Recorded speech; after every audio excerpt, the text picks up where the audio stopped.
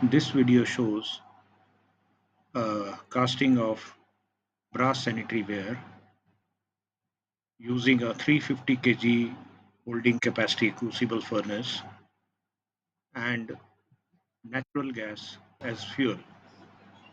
You can see the combustion air blower supplying air to the burner, the gas train with the pressure regulators, solenoid valves supplying gas to the burner, and the control panel which is controlling the ignition and monitoring the gas flame.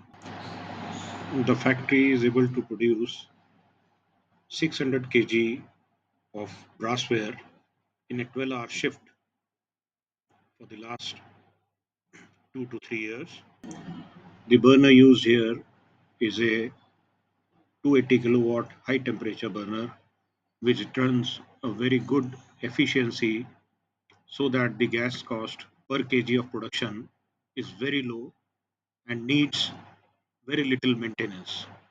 Thanks for watching.